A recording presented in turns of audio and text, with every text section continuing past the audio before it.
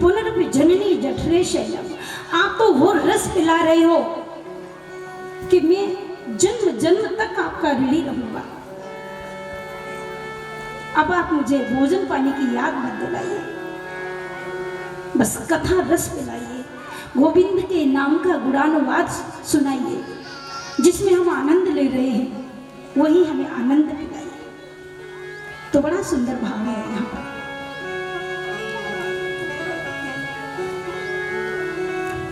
और एक बार जिसे ठाकुर जी का मिल जाए दर्शन, होश उड़ जाते हैं उसके। सखी रे बांके बिहारी से, सखी रे बांके बिहारी से, हमारी लड़ गई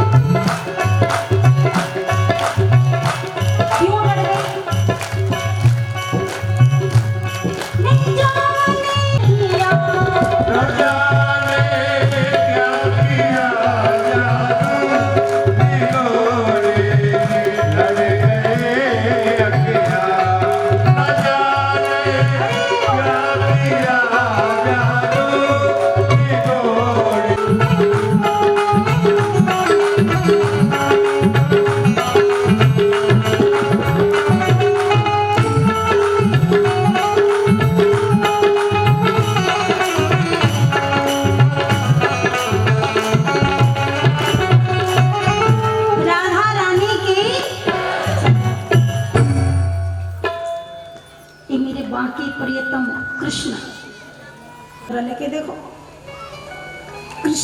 कृष्ण, थोड़े जीव को लड़खड़ाना पड़ता है, लिपटती है जीव। कृष्ण कृष्ण कर्षति जीवानां चित्तम इति कृष्ण, बड़ा अटपटा नाम है। और इसका सारा काम भी टेढ़ा है। कृष्ण का कोई काम सीधा है ही नहीं, खड़ा भी होता है तो टेढ़ा ही खड़ा होता है, आपने देखा भी हो, सब कुछ टेढ़ा इसका। राम मर्यादा पुरुषोत्तम, सरल स्वभाव। पर कृष्ण, ब्रज की गोपियां तो कहती हैं दारी के तू टेढ़ो, तेरी मैया टेढ़ी, बाबू टेढ़े, तेरा सारो खानदान ही टेढ़ो, सब कुछ टेढ़ा। मुकुट तेरा टेढ़ा, लकुट तेरी टेढ़ी, सब कुछ टेढ़ा। बड़ा खतरनाक है ये।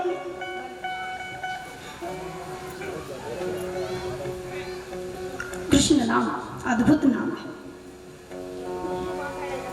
जीवानां चित्तम इति कृष्ण, अद्भुत नाम है। लेकिन आज मेरी मर्यादा पुरुषोत्तम श्री राम जी का आगमन होगा। अभी आप लोग कथा का सुंदर प्रसंग श्रवण करेंगे। कल आपने ध्रुव जी के बारे में सुना। ध्रुव जी ने 6 महीने तक तप किया और भगवान का दर्शन कर लिया। श्री नारायण भगवान, ध्रुव जी को भगवान ने कहा 36,000 वर्ष तक तुम्हें राजगद्दी पर बैठना होगा, राज्य करना होगा।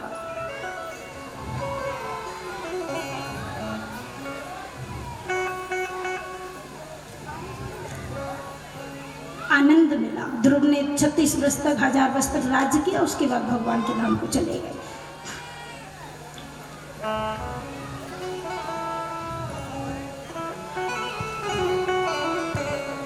वैसे यदि धन सुख संपत्ति यदि मिल जाए किसी को तो खुशी नहीं मनानी चाहिए। क्यों? धनदारा सुत लक्ष्मी संपत्ति और परिवार, ये संतन को तब मिले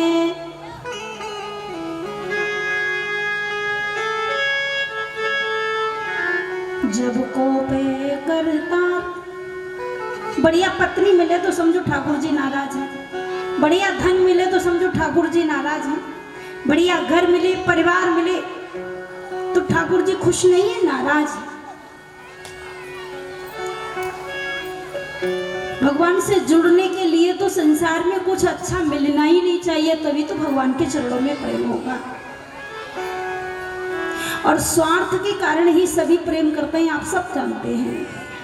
बिना स्वार्थ के कोई प्रेम नहीं करता। एक कोई फौजी थे, रिटायर हुए, पेंशन मिलती थी, तो पेंशन का पैसा अच्छा था, मिलता था। बच्चों का खूब बढ़िया चल रहा था हिसाब किताब। समय पूरा हो गया, शरीर छूट गया, तो स्वर्ग जब वो सिधारने लगे, बच्चों ने कहा कि देखो पिताजी ने कितना बढ़िया मकान बनवाई, कोठी बनवाई, बंगला खरीदा, गाड़ी खरीदी, जमीन जायदाद खरीदी। स्वर्ग को चले गए, शरीर छूट गया। बच्चे एक भी नहीं रोए, बिल्कुल नहीं रोए। 3-4 साल बाद फौजी की घरवाली वो भी सिधार गई। जब फौजी की घरवाली सिधारी तो सब बच्चे रोए, खूब रोए। परिवार वालों ने कहा कि भैया जब पिताजी मरे तो एक बूंद नहीं डाला आंसू तुमने, और माताजी मरी तो इतना रोते हो। बच्चों ने, बहुओं ने कहा कि ना तो हम माताजी को रोते थे ना पिताजी को रोते थे। तो बोले क्यों? बोले पिताजी मर गए तो पेंशन माताजी को मिल जाती थी, अब माताजी मर गई तो पेंशन का खेल खत्म, तो हम रो रहे हैं पेंशन को। पिता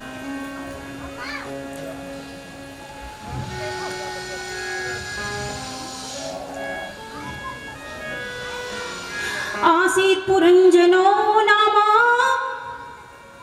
राजा राज्ञा बृहच्छ्रवः। एक पुरंजन नाम का राजा है, बहुत ध्यान से सुनना। प्राचीन वरी को ये कथा सुनाई नारद जी ने। एक पुरंजन नाम का राजा है, एक उसका मित्र है, उसका नाम है अविज्ञा। दोनों मित्र हैं, आपस में बड़ा प्रेम है। एक दिन पुरंजन ने अविज्ञात से कहा कि यार चलो कहीं घूमने के लिए चलते हैं बाहर। तो अविज्ञात ने कहा कि भैया मैं तो घर में रहूंगा, मुझे तो अपने घर ही अच्छा लगता है, तुझे जाना है तो तू जा। पुरंजन बोला ठीक है, तो मैं जाता हूँ, कुछ दिन बाद लौट के आ जाऊंगा। तो अविज्ञात ने कहा कि आ जाना, ध्यान रखना कहीं भूल नहीं जाना। ठीक है मैं आ जाऊंगा। पुरंजन चला गया।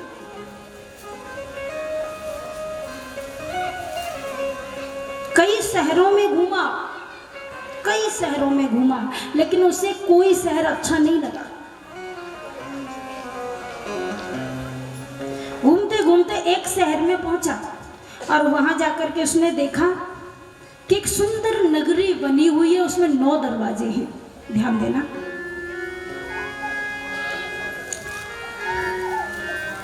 नौ दरवाजे की नगरी को जानते हो? कुछ लोग तो जानते होंगे।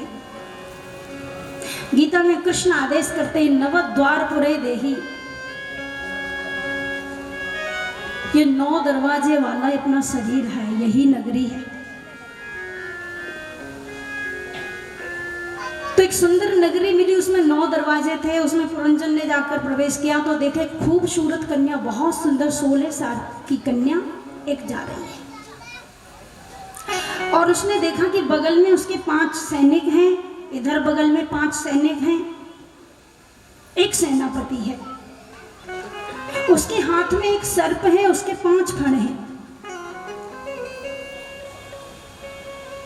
बड़ी सुंदर कन्या थी। तो पुरंजन ने पूछा, देवी तुम कौन हो? अद्भुत दृश्य है तुम्हारा। उस कन्या ने कहा कि मैं तो नहीं जानती कि मैं किसके पैदा हुई, मेरा माँ बाप कौन है, शादी भी नहीं हुई। तो बोले ये कौन है? ये 5 लोग इधर, 5 लोग इधर। बोले ये मेरे सैनिक हैं और ये मेरा सेनापति है। ध्यान देना, एक सेनापति खड़ा था। और ये 5 मुंह का एक सर्प है जो तुम्हारे हाथ में। बोले हाँ, इस सारी नगरी की महारानी मैं ही हूं, मेरे आदेश से ही यहाँ सारे काम होते हैं। मैं जब चाहती हूँ मेरे सैनिक दौड़ पड़ते हैं, जिसको चाहे मार देते हैं, मेरी रक्षा करते हैं। और जब मैं सो जाती हूँ तो ये 5 फण वाला सर्प हमारी रक्षा करता है। पुरंजन ने सोचा इतनी खूबसूरत हो, शादी नहीं हुई। तो पुरंजन ने कहा को शादी तो हमारी भी नहीं हुई। कुछ बात हुई आपस में, एक दूसरे को भागे, विवाह हो गया। पुरंजन उसी नगरी में रहने लगा। पुरंजनी के पास पुरंजन मस्ती से रहता है। काफी समय बीत गया, काफी समय बीत गया। अब एक जरा नाम की कन्या, एक दिन वो निकली, उसके साथ कोई विवाह नहीं कर पाए। इतनी वध शकल है, इतनी बेकार शकल है कि जिसके पास जाती है कोई दूर भाग जाता है, कोई शादी नहीं करना चाहता उससे। बड़ी हैरान हुई। तो एक दिन बेचारी चंडवेग एक गंधर्व के पास पहुंची और उसने कहा कि जिसके पास जाती हूँ मुझे कोई शादी नहीं करता, पसंद ही नहीं करता, भैया मेरी कुछ सहायता करो। चंडवेग ने कहा कि तुमने मुझे भैया कहा है तो तुम मेरी बहन हो, मैं तुम्हारी सहायता करूंगा। देखो बहन, अपनी मर्जी से तो तुम्हारे साथ कोई ब्याहेगा नहीं, कोई विवाह करेगा नहीं, लेकिन एक काम करता हूं, मेरे पास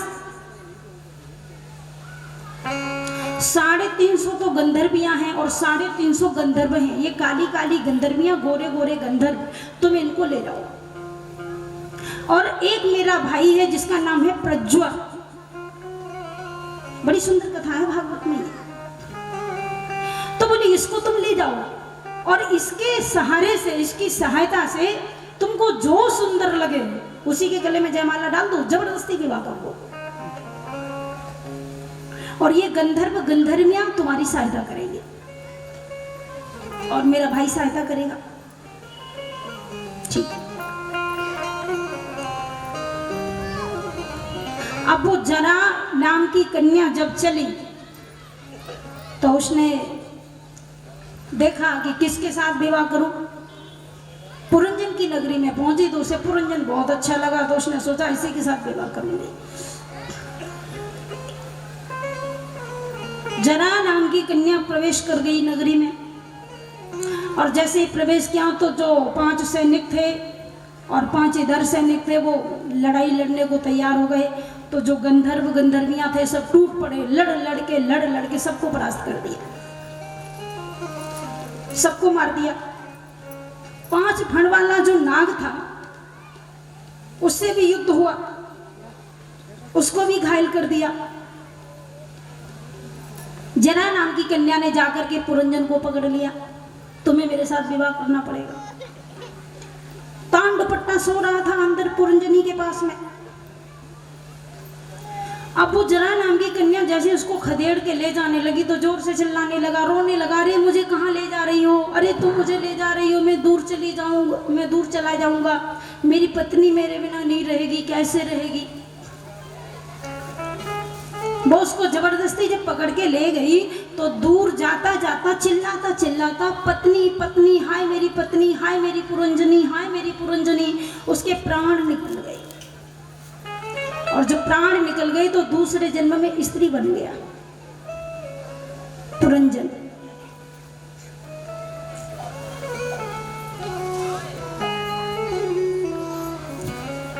जब दूसरे जन्म में स्त्री बना तो एक मलेध्वज नाम के राजा के साथ में विवाह हो गया और राजा ने किसी देश से लड़ाई की तो उसमें जाकर के युद्ध में राजा मर गए। तो पुरंजन जो स्त्री बना हुआ था उसने देखा कि मेरे पति मर गए तो मैं सती हो जाऊंगा, अपने पति के साथ सती होने को तैयार हो गई। आप ध्यान देना, ये तो हो गई पुरंजन की कथा। अब उधर जो अभिज्ञात था, जो उसका मित्र था, उसने कहा कि जल्दी लौट के आ जाना, कहीं ज्यादा समय मत लगाना। अब उसने देखा कि मेरा दोस्त तो लौट के नहीं आया, लाओ मैं ही उसके ढूंढ लूं कहाँ चला गया। तो अभिज्ञात आया, सुंदर पंडित जी बनकर, चंदन बंदन लगाकर, पोथी पंचांग लेकर, और जैसे ही अभिज्ञात वहां से निकला तो जो पुरंजन स्त्री बन गया वो सती होने जा रहा था। पंडित जी ने कहा, कहो मित्र क्या सोच रहे हो बैठे बैठे। जैसे उसने मित्र कहा तो उसको तो बड़ा बुरा लगा। उसने कहा, अरे मैं एक सुंदर पतिव्रता नारी, अपने पति के ऊपर सती होने वाली, तो मुझे मित्र कह रहा है, कौन है रे तू।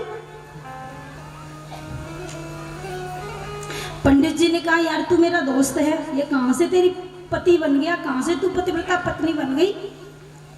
हम तुम दोनों दोस्त हैं, मित्र हैं। पुरंजन को बड़ा बुरा लगा। अरे पहले ये तो बता कि मैं तेरा मित्र कैसे हूं, मैं तो एक सती नारी हूं। कितना सुंदर आप सुनाया। अभिज्ञात ने कहा, भैया अरे तू तो मेरा मित्र पुरंजन है, तू किसी की पत्नी नहीं है, कहाँ मरने जा रहा है। चलो यार, वहां मान सरोवर में हंस की तरह दोनों मस्त रहते थे, कहाँ तुम झंझट में पड़ गए हो।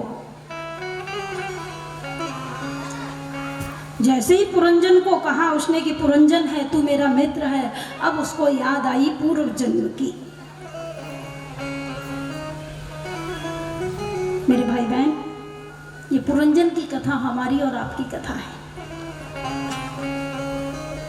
पुरंजन क्या है? जीवात्मा। सारे शहरों में घूमा लेकिन उसको कहीं ठीक नहीं लगा। यानी जीवात्मा 84 लाख योनि शहरी तो है, ये सब जगह घूमता है, इसको अच्छा नहीं लगता। तो उसको एक सिटी अच्छी लगी, एक शहर अच्छा लगा, एक नगरी इसको अच्छी लगी। वो नगरी कौन सी? मनुष्य का शरीर।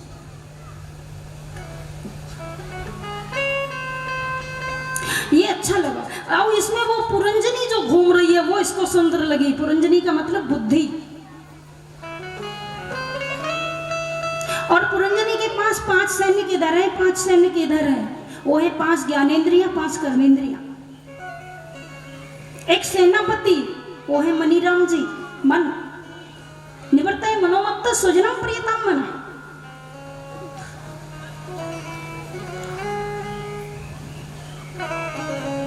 आपकी बुद्धि कहती है कथा कितनी अच्छी हो रही है, चलो सुन ले। आप आ गए, कथा में बैठ गए। अब कथा में आप तो आ गए, बुद्धि ने भेज भी दिया जबरदस्ती, लेकिन मनीराम जी चले गए।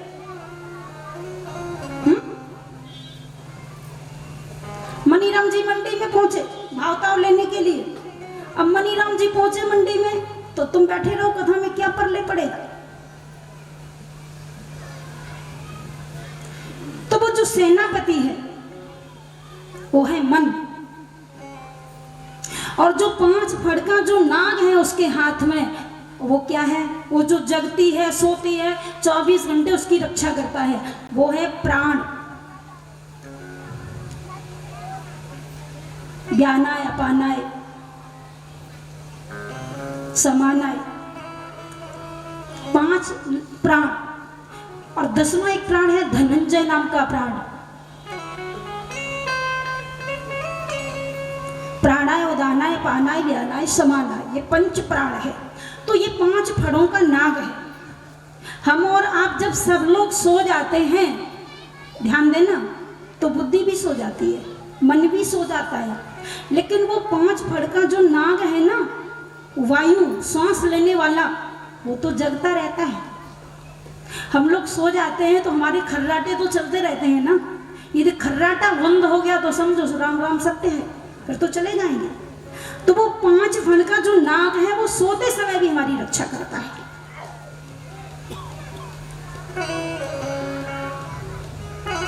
अब वो जरा नाम की कन्या कौन है? पुरंजन तो पुरंजनी के साथ मस्त हो गया। अब बुद्धि ने कहा कि चलो कथा सुनते हैं, ठीक है। अब दोबारा से बुद्धि ने कहा क्या करोगे, रोज की कथा है, चलो थोड़ा आज संडे है, संडे के दिन थोड़ा पिक्चर देख लो, छुट्टी का दिन है। तो वहां चले गए, मनीराम जी खींच के ले गए तुमको, बुद्धि ने सहायता कर दी। अब तुम पिक्चर देखने चले गए। अब वो जो जरा नाम की कन्या है वो है बुढ़ापा, और वो बुढ़ापा, वो जरा नाम की कन्या प्रज्जुर नाम के चंडवे के भाई को लेके आई। वो प्रज्जुर कौन है? रोग। शरीर में जब तक रोग लगेगा नहीं, बुढ़ापा आएगा नहीं, तो चंडवे का आक्रमण कैसे करेगा? हमारा कितना खूबसूरत शरीर होता है, लेकिन जैसे ही जरा नाम की कन्या धावा बोलती है तो उसके साथ में प्रज्जुर नाम का जो उसका भाई है चंडवे का वो आता है। जैसे ही रोग शुरू हुआ, बुढ़ापा जल्दी आएगा।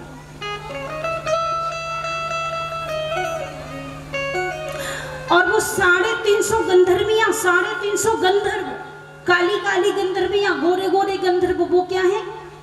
350 जो गंधर्व हैं वो है दिन, 350 जो गंधर्वियां हैं वो है रातें।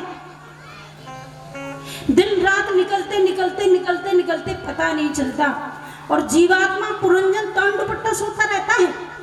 तब तक आकर के जरा ने आक्रमण कर दिया, चंडवेग ने आक्रमण कर दिया। मेरे भाई बहन, ये पुरंजन की कथा हम जीवात्माओं की कथा है। तो यहाँ बड़ा सुंदर सुनाया सुखदेव भगवान ने राजा परीक्षित को, और इधर देवर्षि नारद ने सुनाया प्राचीन बड़े को।